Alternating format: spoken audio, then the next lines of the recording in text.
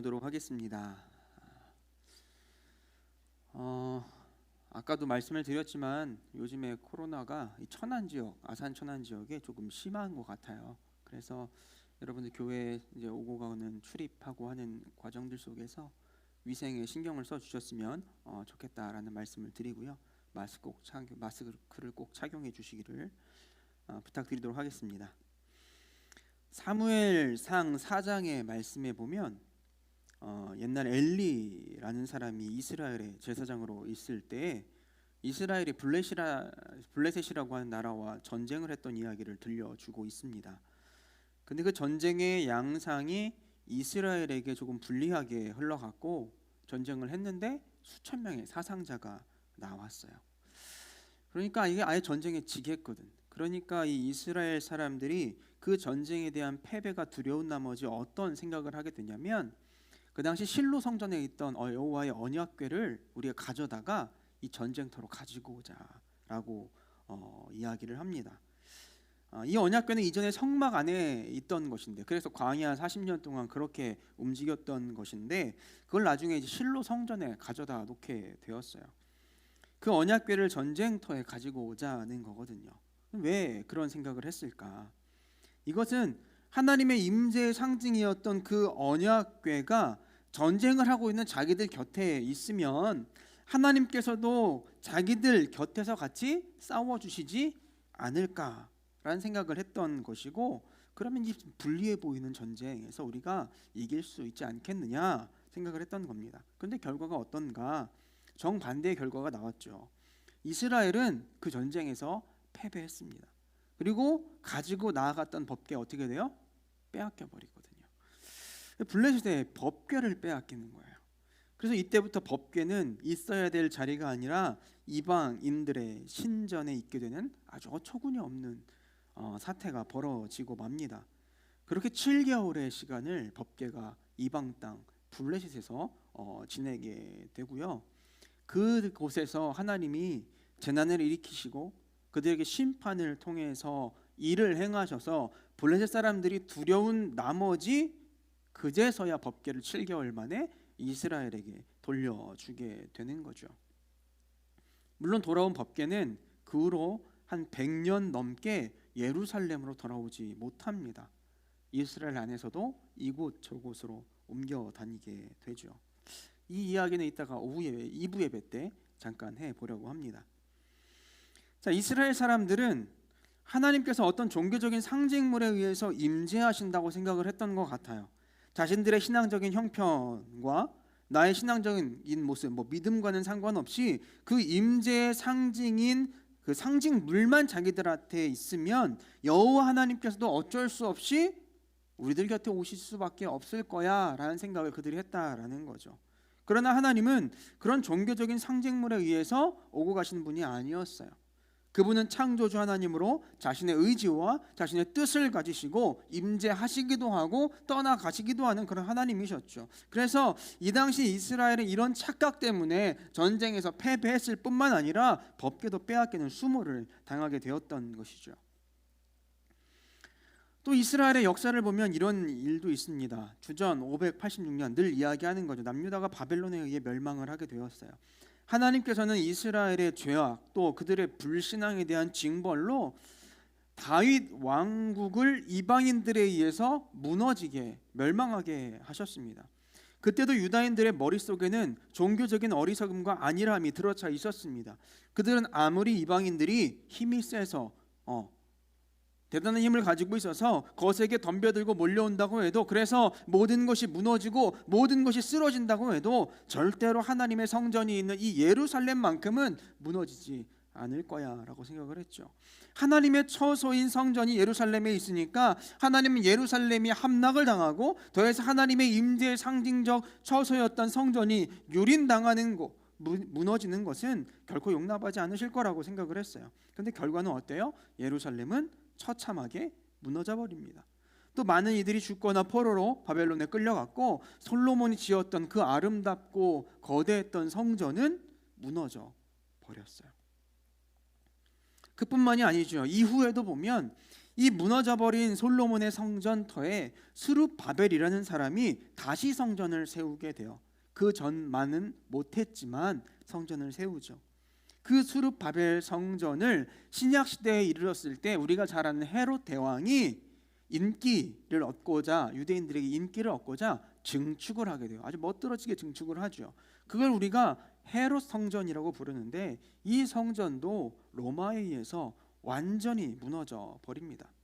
예수님은 이 헤롯 성전을 보시면서 뭐라고 하셨냐면, 돌 하나도 돌 위에 남지 않을 거야 라고 말씀하셨어요. 근데 정말 그 말씀대로 그렇게 되어 버렸습니다. 여러분, 우리는 이 말씀들을 통해서 한 가지 분명한 사실을 발견합니다. 앞에서 나눈 블레셋과의 전쟁의 이야기처럼 하나님께서는 어떤 종교적인 의미를 지닌 물건이나 상징물에 의해서 임하시거나 거기에 매이지 않으신다는 사실을 보게 되는 거죠. 어떤 사람들은 하나님의 임재를 기대하면서 자꾸 어떤 장소에 집착을 해요. 여기가 어떤 의미가 있는 곳이고 또 여기는 어떤 거룩한 사람이 거했던 곳이니 하나님은 여기에 무조건 임하시고 나는 그곳에 가서 하나님을 만날 수 있다라고 생각하는 사람들이 있어요. 또 어떤 사람들은 어떤 거룩해 보이는 특별한 물건에 집착하기도 합니다. 대표적인 게 십자가잖아요. 십자가나 성경책 같은 것을 신성시하면서 그것을 내가 메고 있거나 가지고 있으면 거기서 무슨 능력이 나오는 것처럼 부적처럼 여기는 사람도 있어요. 내가 이 십자가를 집에 걸어두거나 혹은 몸에 지니고 있으면 주님이 그 십자가 때문에 나와 함께 하셔서 나에게 문제가 될 일도 안 일어나고 안 될 것 같은 일도 되게 되는 그런 이상한 생각을 하는 사람들이 있다라는 거죠. 물론 우리에게 어떤 어려움이 닥치고 힘든 일이 있을 때 내가 너무 마음이 낙심이 돼서 십자가나 성경을 쥐고 있으면 마음의 위안이 될 수는 있다라고 생각은 해요. 그러나 분명한 것은 그 행위나 물건 자체에 능력이 있는 것이 아니고 또 그런 물건 자체에 어떤 신적인 기운이 있는 것이 아니라는 것.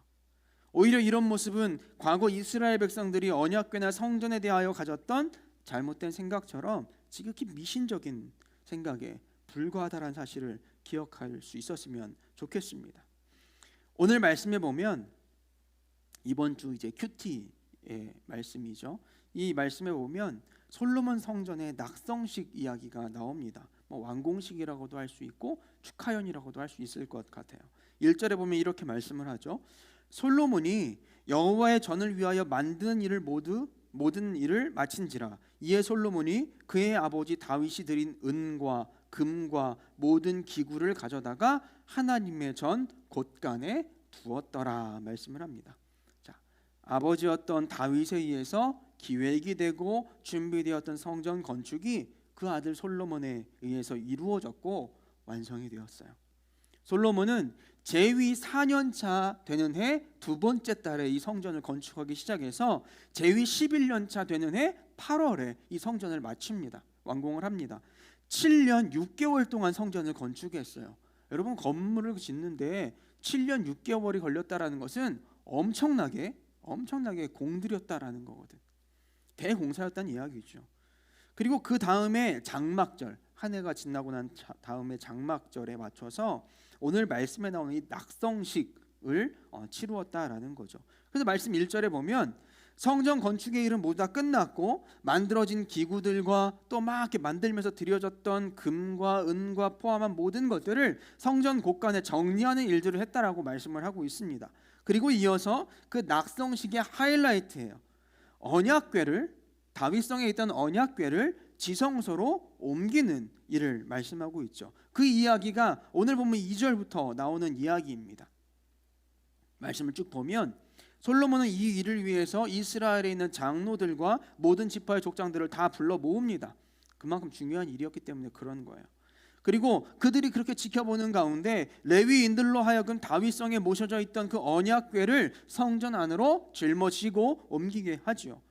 그 사이에 6절에 보면 끊임없이 수많은 제사를 드리면서 이 일을 얼마나 조심스럽고 신중하게 진행했는지 보게 돼요. 과거에 다윗이 법궤를 옮기려고 했을 때 하나님이 명령하신 법도대로가 아니라 소가 끄는 수레에 싣고 옮기려고 했다가 소가 날뛰어가지고 웃살한 사람이 죽는 일이 있었잖아요. 그만큼 이 법궤 언약궤를 옮기는 일은 굉장히 중요한 일이기도 하지만 두려운 일이기도 했다라는 거지. 그러니까 얼마나 신중하게 이 일을 했는지 보게 돼요.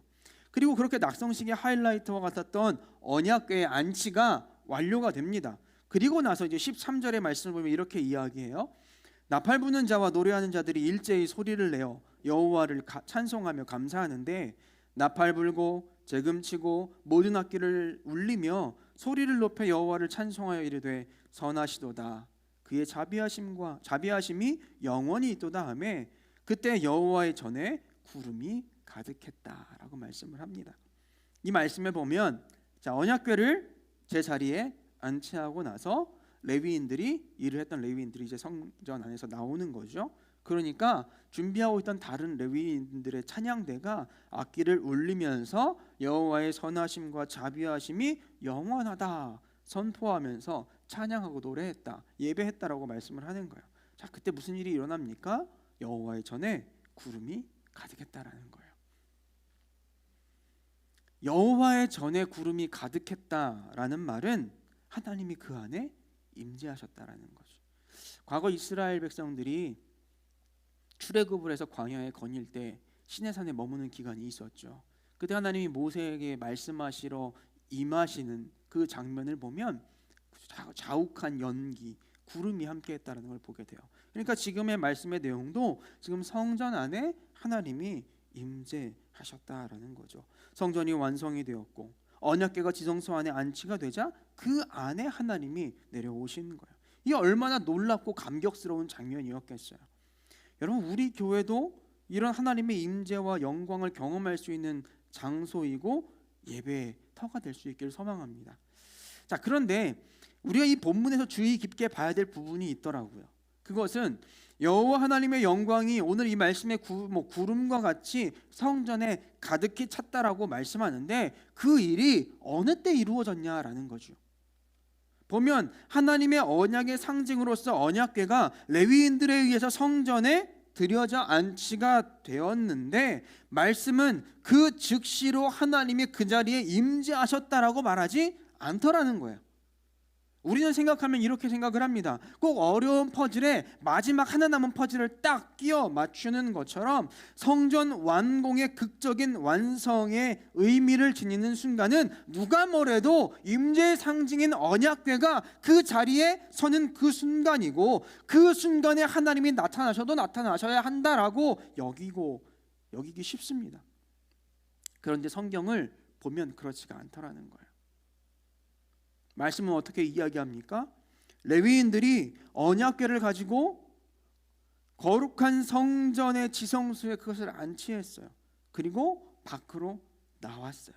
그것이 2절부터 10절까지의 말씀인데 그 말씀 안에 아무런 변화의 말씀이 없죠. 근데 보세요. 좀 전에 읽었던 13절의 말씀을 보면 하나님의 영광은 레위인 찬양대의 악기가 울리며 그들이 여호와 하나님의 선하심과 자비하심을 찬양하고 노래할 그때의 성전에 가득히 임하셨다라는 거죠.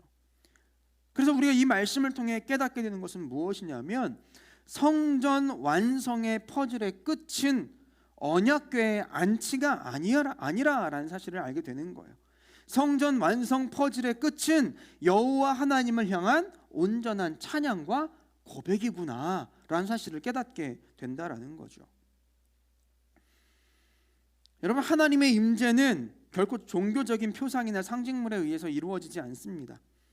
오히려 하나님께서는 하나님에 대한 진지한 찬양과 믿음의 고백 가운데 임재하시고 역사하신다는 사실을 이 말씀 속에서 깨닫게 되는 거예요.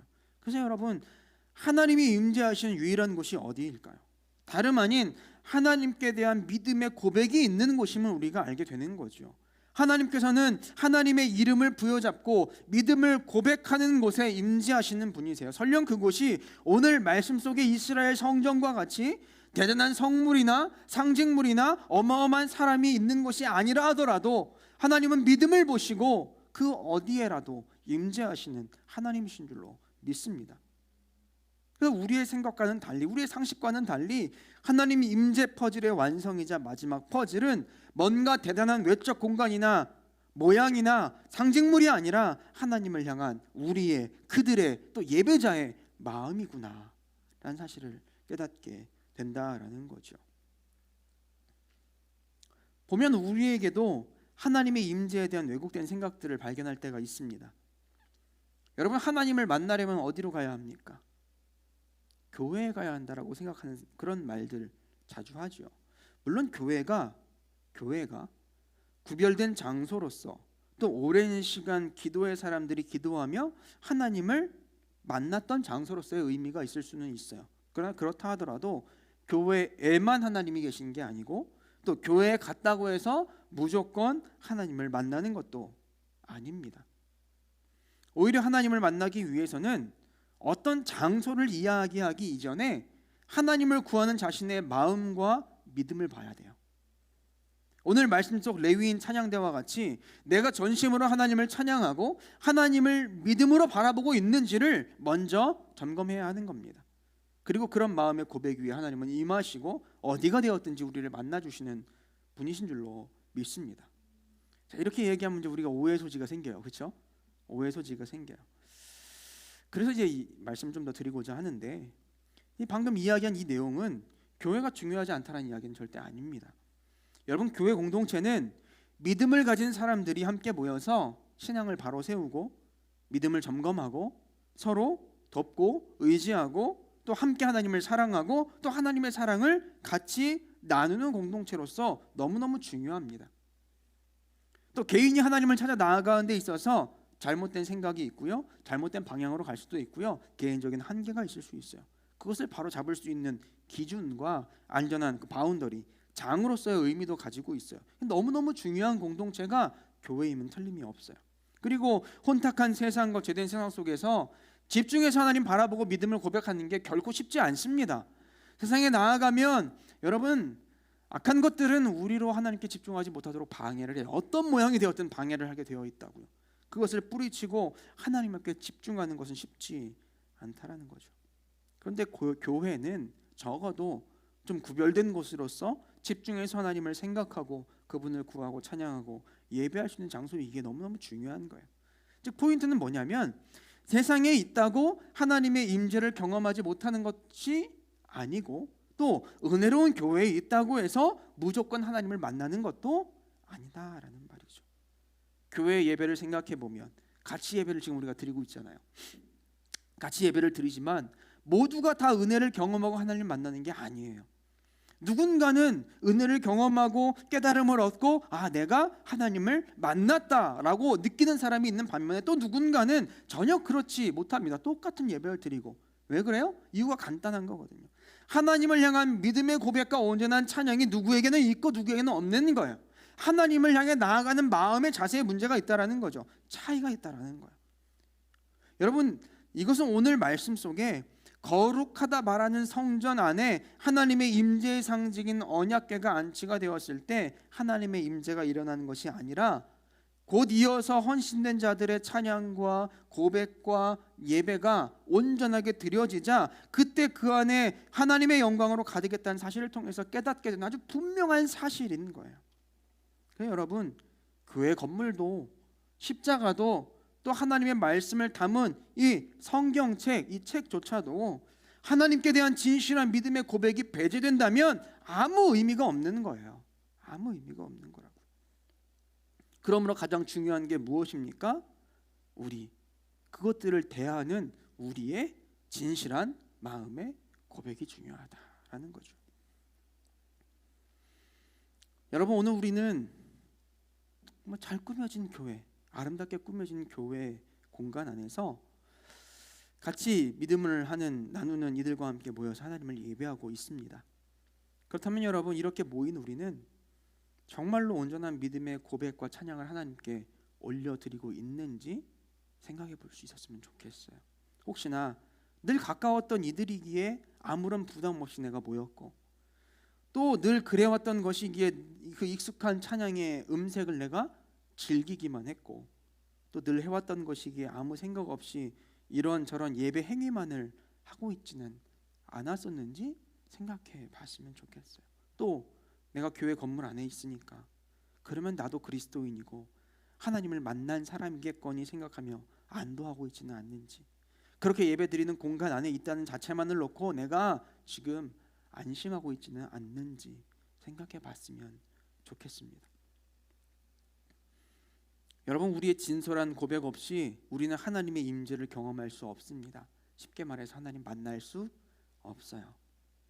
보세요. 요한 1서 4장 15절은 이렇게 이야기합니다. 누구든지 예수를 하나님의 아들이라 시인하면 하나님이 그의 안에 거하시고 그도 하나님 안에 거하느니라 라고 말씀을 하죠. 누구든지 예수님을 하나님의 아들이라고 시인 마음에 고백을 하면, 그러면 하나님께서 그 옛날 성전에 거룩하게 임하셨던 것처럼, 또 그동안 수 없는 신앙의 선배들에게 그렇게 놀랍도록 임하셨던 것처럼 하나님은 그의 안에 임하신다라는 거예요. 그곳이 교회이건 가정이건 직장이건 어디든 간에 하나님은 작은 성전된 우리의 그런 진솔한 고백과 믿음 위에 임하시는 줄로 믿습니다. 이 사실을 잊지 않는 모두가 될 수 있기를 소망합니다. 여러분, 오늘 말씀 속에서 깨닫는 바 그 성전의 완성이 뭐냐는 거예요. 성전의 완성은 보니까 외형적인 완벽함이 아니더라는 거지. 여러분, 외형적으로 완벽한 하나님의 임재의 장소는 존재합니까? 존재할 수 없어요. 오늘 앞에 나오는 이제 역대하 2장 5절 이하에 보면 솔로몬이 성전 건축을 하면서 이렇게 고백을 합니다. 하나님께서는 모든 신보다 크신 분이기에 우리가 지어야 할 성전은 커야 한다, 거대해야 된다라고 고백을 해요. 그러면서 어마어마하게 짓죠. 그런데 그런 그가 이어서 덧붙이는 말씀이 뭐냐면, 그럼에도 불구하고 누가 능히 하나님의 성전을 온전히 건축할 수 있겠느냐라고 하면서 크신 하나님을 찬양하는 거예요. 여러분, 이 솔로몬의 고백이 맞는 거예요. 완벽한 하나님의 임재의 장소는 이 세상에 물리적으로 존재할 수 없습니다. 그러나 하나님께서 무척이나 기뻐하시면서 임재하시는 장소는 있어요. 어디입니까? 우리의 마음인 거예요. 우리의 마음이 향기로운 제사로 드려지는 곳에 하나님은, 그 크신 하나님은 만족하시며 임재하시는 줄로 믿습니다. 그렇게 우리의 고백이 담긴 곳이 중요하다라는 거예요. 그래서 여러분, 우리가 교회나 어떤 외형적인 부분에 대해서 완전히 무시하거나 소홀히 할 수는 없어요. 하지만 무엇보다 중요한 것은 지금 그 안에 있는 나의 온전한 마음과 고백이 성전을 완성하는 것임을 잊지 않는 모두가 될 수 있기를 소망합니다. 그러므로 오늘 예배하러 나온 우리의 마음에 하나님에 대한 진지한 고백을 가지고 나아왔는지 점검해 보도록 합시다. 또 여러분의 가운데 참된 믿음이 가득하고 하나님을 찬양하고 감사하는 고백이 넘쳐나게 될 수 있기를 소망하며 예배하도록 합시다. 하나님은 그것을 지금 바라보시면서 기다리고 계시는 거예요. 여러분, 우리가 진지한 마음으로 또 진솔한 고백으로 하나님을 향해 나아가기에 그 위에 임하시고 임재하시고 만나주신 하나님을 우리가 그렇게 경험하고 누릴 수 있는 것입니다. 우리가 이 예배 속에서 그렇게 하나님을 경험할 수 있게 되기를 간절히 소망합니다. 아멘. 더해서 그렇게 만나고 경험한 하나님을 우리 모임 가운데서, 또 더 나아가 여러분들의 삶의 현장들 속에서 감격 가운데 증거하며 나아가는 모든 성도들이 될 수 있기를 간절히 축원합니다. 기도하도록 합시다.